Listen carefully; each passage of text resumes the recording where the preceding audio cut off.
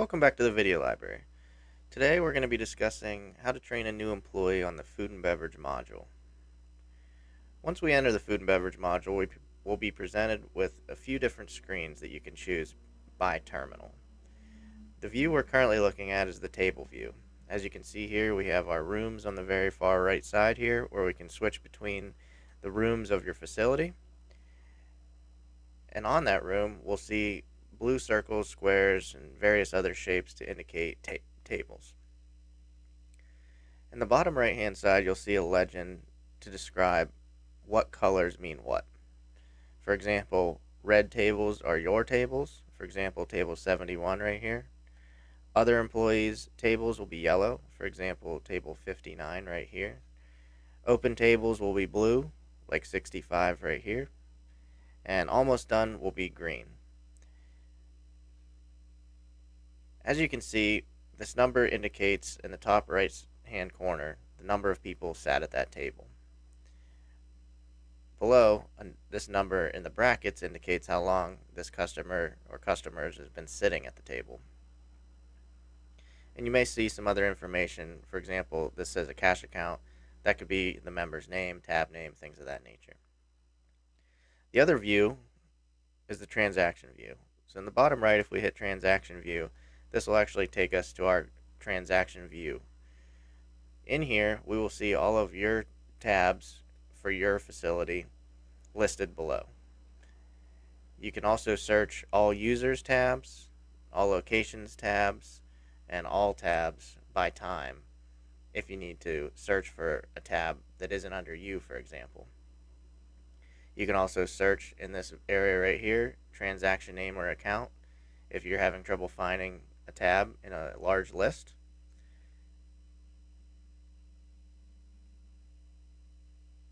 Below there will be some buttons to help you out as well. Page up, page down, log off, rename tab, and charge tips. This charge tips button will be on all the views, transaction, and order page. Charge tips will take you directly to the tipping area that should pull in your tabs that are tip available only. All of your tips should be listed down below in this white space for the date that it currently is. All you'll do is you'll simply find the transaction based on the sale number, approval code, or reference number, add the tip on the right hand side, and hit enter. Based on your options, a duplicate receipt may print, which you can staple together and put in the drawer. If you've made a mistake, for example, you put $10 instead of $1, those tips will live in the adjust tips area. Notice both of these are blue now. That means I'm under the adjust tips tab.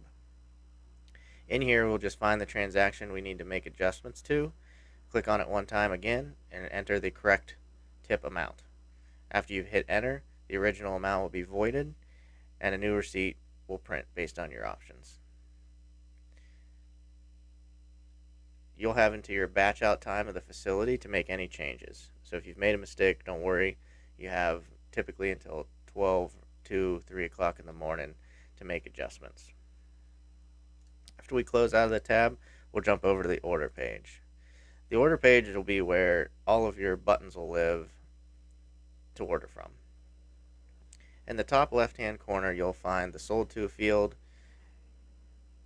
If you need to tie a transaction to a member or a customer at your facility, we'll just simply put the person's name in here. For example, Terry here. And based on the options of your facility, you may see some information about Terry. For example, he has a $50 remaining minimum, his balance, credit book balance, etc. These may be on or off. The spyglass is just a larger search field. In here, maybe you have a touchscreen only, you need some more space for your finger, we can simply type in here. We can also search by class. For example, if we just needed to look for employees, we can click on employees and it's just going to pull in any employee. You can also add a new customer at this area. As we can see here on the top, beverages, appetizers, soups and salad, etc. These are going to be our pages. In here will be buttons. that correspond with the specific page. For example, bottled beer, draft beer, appetizers. As you can see, we have our appetizers laid out under here. In the top right hand corner, you may see an X or a number. This is based on an option called Item Countdown, where the item actually has a countdown for the amount of items that there are. So I have 28 fried mushroom appetizers left, and the rest of these have hit 0. This is just another option on top of the various options we have on the backside of food and beverage. So if I wanted to order some fried mushrooms, just simply press it and it'll add to the total over on the left. To find other items, we just go into those specific pages and find the next item we want. You may be presented with a modifier pop-up or several modifier pop-ups based on the item that you select. Simply pick the appropriate modifier for the item that you're on and either hit next or finish in the top right hand side. Keep in mind we have an add, no, extra, side, and keyboard button here for you to use. If I hit no, add, extra, or side, it's going to add that information to the modifier below. We can also make some adjustments on an item by clicking the item and perhaps special notes if we wanted to add any extra instructions. Hit close. Edit modifier will actually bring us back to the specific modifiers for that specific item. So if they decided to make a dressing choice change to blue cheese, it'll make that change and update the list. We also have quantity, item discount, delete item, and clear sale. A few of these buttons can only be used when you're on an unsaved tab, so a tab that has not been sent to the kitchen. For example, delete item and clear sale. You would need to use a description for why you're using those buttons if you've selected them after this has been sent. Quantity, when you click on an item, it'll attach to that specific item. And then either save tab or continue will get this back to the correct location in the kitchen, bar, etc. Notice it autofills the tab name because we attached it to the sold to field. At this point, you could add in any other identifiers for the table or tab to help you find the tab in the future. If you need to make no adjustments, hit enter, and it'll save that tab and add it to the transaction view or table view. If we jump over to the transaction view and we take off all, we'll see just my specific tabs, as we can see here, Terry. On the right hand side, we'll see the items attached to it. So if you need to click through your tabs to find something, if the transaction name isn't informational enough, at this point we can print the receipt to give him if he's ready to go, or we can just hit process. This will take us back to the order page. We can add in anything else, or we can simply hit Finalize Sale and tender this out however he wants to pay. An option in here that you may find yourself using is split payment. Split payment differs from split check because a split payment would be just simply two different payment types or more to finalize a transaction. Whereas split check, which we'll go over in a moment, will be moving items around from one check to another to accumulate a total for the check. So if I wanted to split this two ways, I could use our divide by feature here, divide by 2, enter, and then pick the payment methods. I'm just going to do cash. Notice it autofills the correct divide by 2 number, and I'm just going to use cash again for the example I'm doing here. As we can see, our balance due is now 0, and we have the OK and Finalize button. That will finalize this transaction to these two payment methods, and the transaction will be closed. If you do make a mistake, you can use the delete button here or edit button here with the pencil to make adjustments. So if they decided not to do two different cash, we could click that and then pick a different payment method. For example, gift card, credit, Visa, and then just hit the checkbox and it'll change it to that payment method. I'm going to cancel out of this and take you to the split check screen. On the left hand side, under the total here, we'll find the split check option. It'll take us into the split check area where we can add the appropriate amount of checks. So down here on the left, once again below the total, add check. And I just need to add one more check, but you can add as many as you will need. If you add more than fits in this screen, you can use these carrots to navigate left or right. But I'm going to just simply move these fried mushrooms over to this check, and we should be good to go here. If you do make a mistake, you can hit combine all. It'll put it all back on the one check, and then we can use the other options here, like, for example, split equal. Let's say I want to split the fried mushrooms in half between these two checks. Click the item that I want to split equally, and find the split equal button here, and now half is on both check. We also have the split all items equal, so if they just wanted to split this right down the middle, you could hit split all, and it'll do the splitting for you. If we're ready to tender this check, say this person's tab ready to go, he's going to take off with his half fried mushrooms. We just click in this blue area around the name, and it'll take us right to the order screen where we can finalize this check. Finalize sale. Once again, pick the tender that they wish to pay with.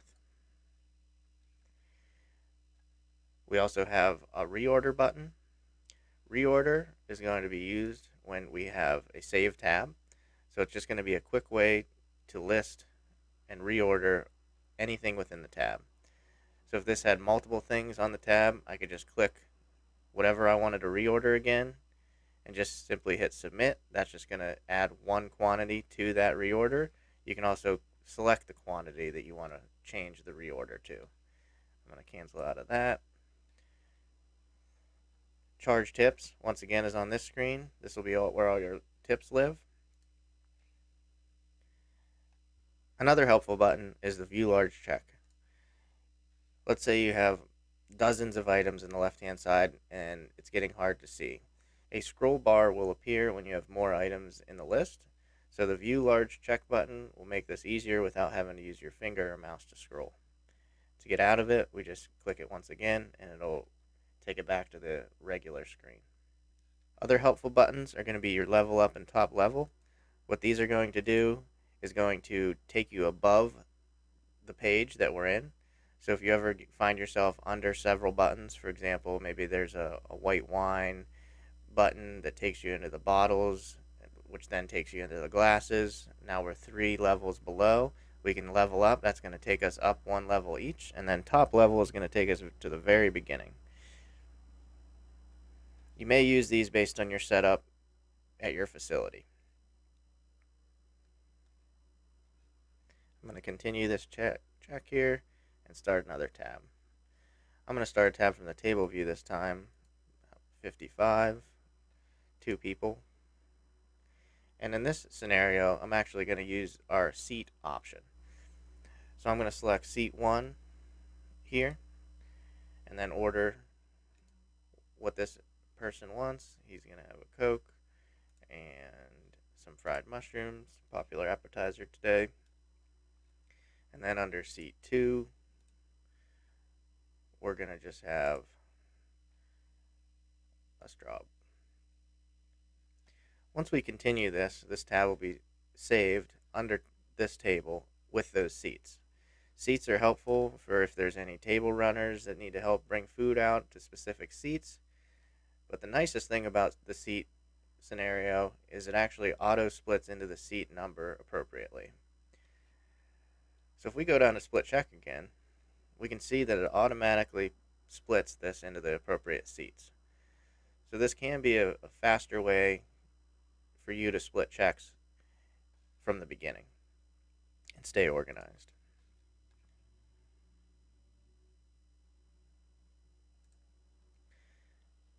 Jumping back into this tab. Another area of note is going to be at the top right. where we have the sale lookup and gift card balance. Gift card balance is going to be simply someone's curious about how much they have on your gift card. You can either swipe or manual entry that number, and it'll tell you their existing balance on that gift card.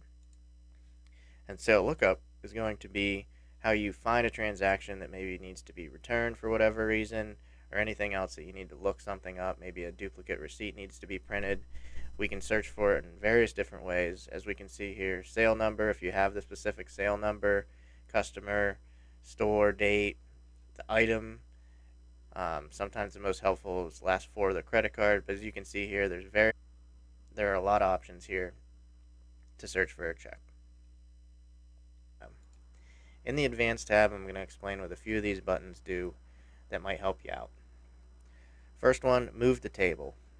This will be in the table view. I'm going to move one table to another table. First, you need to just go to the table first that you want to move, click on it, come into Advanced, hit move to table. It's going to ask you where they want to move to, and you pick the table. For example, 54. Now this table is moved from the original table to table 54. Next will be move to tab. Same thing. I'm going to move this tab that I have up to another tab. Transfer check. Transfer check will be used. Maybe I couldn't complete all of my checks for the day and I need to transfer this to another server. Maybe they move to another section in the facility and I need to move it to another server. That's what this one will be used for. If you select it, it'll pull up the available servers for you to move to, and after you select the person, that tab will then move from me to that server. If we jump back to the order page where the Advanced tab lives, we have transfer all checks. Let's say I'm leaving for the day. Once again, can't complete the remaining checks that I have. I'm going to transfer all of my remaining checks at one time to another server. Next will be combine checks. This will be when you pull up the check, you want to combine this check with another check. And the last one is move items to table in use. So this will be, I want to move an item out of one person's check into another table. So let's say they bought a beer for the person. I'm going to move that beer from their tab to the next person's tab that's picking it up. Cancel out of here.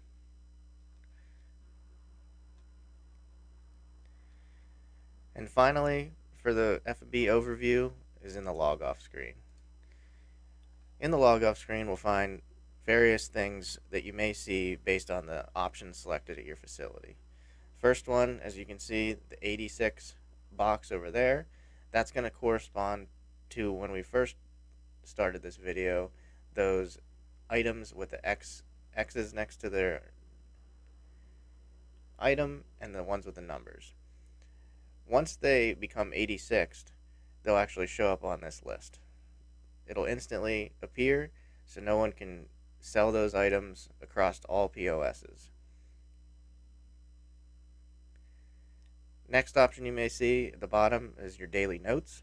These will be any daily notes for your staff to just as a helpful reminder. And the big one in here is going to be salesperson cash out. To do the salesperson cash out, you'll just select the button so it turns a little blue like that, and then put in your PIN. This is going to print your salesperson cash out end of day receipt. It'll have various bits of information, once again based on your facility's selections, but this will be essentially how you end your shift. Shows all of your sales, shows all of your tips, shows your drop. If you get paid tips out of the cash drawer, it'll show that as well. To do the salesperson cash out, you'll need to have no open checks. If you do, it'll warn you that you have open checks and you'll need to close them or transfer them. But after you've put in your PIN, in a second or two, your salesperson cash out will print from the receipt. This has been an overview of the food and beverage module. As always, if you have any questions, feel free to contact support.